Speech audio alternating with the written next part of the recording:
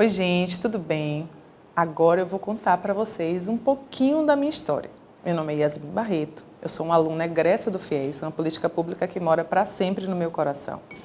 Eu me formei em Direito pela Universidade Católica de Salvador, carinhosamente chamada aqui de UCSAL, no ano de 2013. Meu curso foi todo noturno, porque eu precisava trabalhar durante a faculdade, não havia outra opção. E quando eu me formei, eu acho que, como qualquer pessoa que se forma estudante de Direito recém-formada, eu comecei a advogar de forma autônoma com muitos sonhos. Mas nenhuma indicação, nenhuma abertura no mercado, apenas com uma coisa que me leva assim para todos os lugares que eu vou, a vontade de fazer dar certo. Então, naturalmente, um recém-formado, advogado autônomo, salário baixo, volume de trabalho alto. Muitas vezes eu me perguntava se eu tinha feito a escolha certa, se aquilo era para mim. Até que eu cheguei num ponto que eu entendi que seguir aquele caminho não ia mudar minha vida, muito menos a vida da minha família e da família que eu gostaria de ter.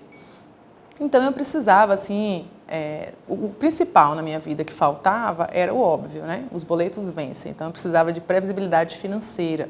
E também queria um reconhecimento pelo meu esforço. E também, óbvio, um propósito profissional.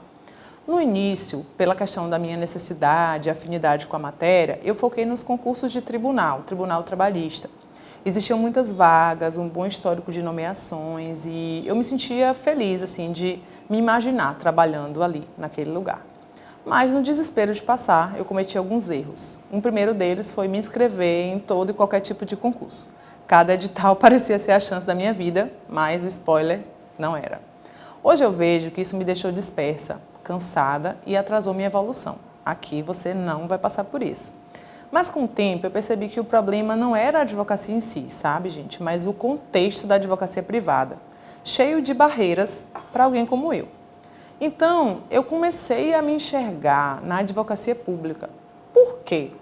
Eu comecei a enxergar que a advocacia pública é uma carreira de Estado, é uma carreira que tem propósito, é uma carreira que tem estrutura, é uma carreira que tem estabilidade e é uma carreira que permite fazer a diferença na vida das pessoas.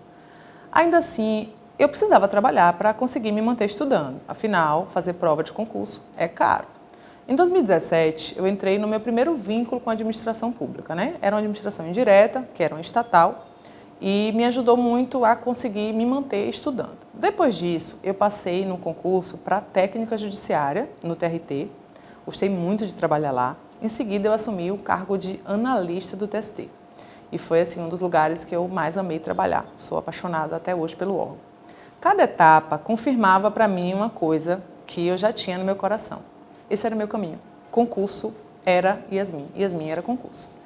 Então, sobre essas fases do estudo, que eu agora vou compartilhar com vocês, eu posso dizer que o meu estudo não começou de forma ideal. E eu quero que você aprenda com os meus erros. Eu costumo chamar que essa primeira fase foi a fase zero, né? A advocacia privada, estudo disperso, sem constância, sem direção, até que veio assim uma virada de chave, né? A fase 1. Foi muito cansativa, mas eu confesso para vocês que foi a fase mais importante. Eu decidi abraçar a constância. Eu decidi que naquele momento eu iria mudar e que eu precisava dar um rumo na minha vida. Então, como eu trabalhava 8 horas por dia, eu decidi acordar de madrugada, antes das 4 da manhã, para estudar antes do meu horário de bater o ponto no trabalho, que era às 8 em ponto. E de noite eu ainda tirava cerca de 1 hora até 1 hora e meia para fazer questões. Eu não conseguia estudar de noite. O cansaço mental era muito, eu não conseguia ver nada teórico à noite. Foi bem no meio dessa fase eu conheci a mentoria da Clarissa, que foi assim, a virada de chave na minha vida, profissionalizou meus estudos e, obviamente, fez toda a diferença. Pela primeira vez eu percebi que eu não precisava descobrir tudo sozinha, que eu podia ter orientação e que aquilo ia fazer muita diferença no meu estudo. Ter alguém me mostrando como organizar a rotina, como ajustar a estratégia, nossa, me ajudou demais a sustentar o ritmo. Nessa fase eu aprendi 2 lições essenciais que eu quero que você leve para a sua vida: autoconhecimento e autorresponsabilidade. Se eu sabia que eu rendia de manhã, eu assumi ali que ninguém ia vir me resgatar. Ou eu acordava de madrugada para estudar, ou eu não ia estudar. O ônus era meu e o bônus também seria meu. Depois veio a fase 2. Já com a base sólida, construída a duras penas, é bem da verdade, minha vida ficou um pouco mais leve, naturalmente. Estava trabalhando já no tribunal, como técnica, eu já tinha uma jornada de 6 horas, o que faz total diferença na vida da pessoa. Então eu consegui estudar cerca de 5, 6 horas por dia. Então isso já me facilitava muito. E pela primeira vez, dentro da minha preparação para concurso, desde que eu me formei, eu comecei a ter descanso no final de semana, coisa que eu não tinha, porque eu precisava compensar o trabalho durante a semana. E aí veio a fase 3. A base já estava consolidada, mas veio aquela sensação mais difícil. Eu acho que é a fase mais difícil de quem estuda para concurso, gente, é a fase do quase. Eu fazia várias provas e eu ficava sempre perto da nota de corte. 1 ponto, 2 pontos, eu via a lista de classificados e o meu nome logo embaixo da linha. Quase aprovada. Quase lá. A rainha do quase. Essa fase mexeu muito com a minha cabeça, eu confesso para vocês, assim. E naquele momento era fácil pensar que todo o esforço tinha sido em vão, né? Que não ia dar certo, que não era para mim. Mas ali eu entendi que não era falta de estudo, eram detalhes. Eu precisava refinar, eu precisava ser estratégica. E foi aí que, de fato, eu passei a refinar. Eu comecei a fazer o quê? Estudar matérias periféricas, reforçar o estudo da jurisprudência em 2 frentes. Usei flashcards nas matérias que eu tinha mais dificuldade. Calcei a sandalinha da humildade, voltei para os pontos fracos, para a base de empresarial e financeiro, por exemplo. E não tive vergonha de dar esse espaço para trás, de usar uma videoaula, de ter que voltar para uma sinopse, para depois retomar o estudo do PDF com muito mais segurança e velocidade, óbvio, que é o que a gente espera do PDF. E esse ajuste fino transformou meu estudo. Esse quase deixou de ser uma frustração e passou a ser um sinal de que a aprovação estava perto. Eu estava realmente perto de ser aprovada. E para falar um pouco de aprovação, vocês já viram, por tudo que eu contei, que essa aprovação não foi rápida, muito pelo contrário. Ela veio depois de anos de constâncias, de ajustes, de renúncias. E talvez, eu acho que eu preciso confessar que o momento mais desafiador tenha sido estudar durante a gestação. É um momento que você fica vulnerável, que você realmente tem muitos medos, muitas inseguranças, e estudar durante aquele período realmente foi muito difícil. Eu precisava usar todas as janelas de estudos possíveis. Em casa eu estudava como dava. Era no sofá, na rede, onde a minha coluna deixava. Nas clínicas, fazendo pré-natal, eu aproveitava todas as salas de espera para abrir o Decorando a Lei Seca, para reforçar os artigos mais cobrados, e fez muita diferença no meu estudo. Na esteira da academia, eu colocava os fones de ouvido e ouvia o podcast do Dizer o Direito, né? O Dodcast, que eu, por sinal, recomendo.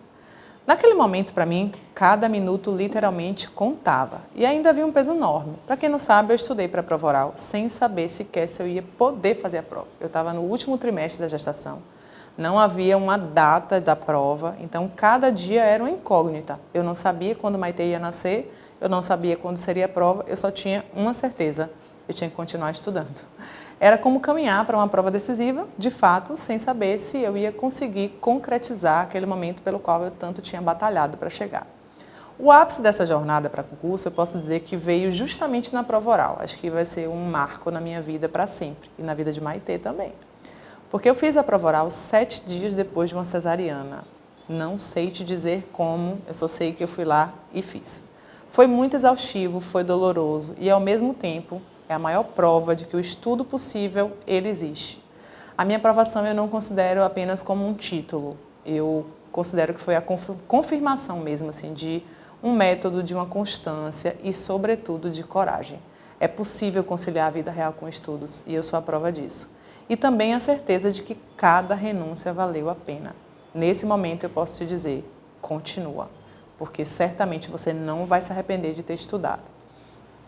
Tudo que eu vivi nessa trajetória me mostrou que a aprovação ela não acontece por acaso, né? Eu acho que isso é muito claro para todo mundo que estuda para concurso. A aprovação ela é construída com método, com estratégia, com constância. E dessa experiência toda, dessa vivência toda, de toda essa minha história, desde a minha formação lá de 2013 até a minha posse em 2023, eu posso te dizer que nasceu esse projeto Estudo Possível. A minha história prova que dá para conciliar vida real, trabalho, estudos, maternidade e rotina pesada. E é exatamente isso que eu vou te ensinar hoje na mentoria. Aqui você não vai estudar sozinho. Você vai ter um plano individual, você vai ter uma orientação prática, aulas que pegam na sua mão e vão te mostrar o passo a passo de como estudar do jeito certo, para você parar de perder tempo. O que eu levei anos na minha vida para aprender, eu quero te mostrar aqui, para você transformar o seu estudo. O meu método para encurtar o seu caminho e deixar o seu estudo possível começa agora. Eu quero caminhar com você até a sua aprovação.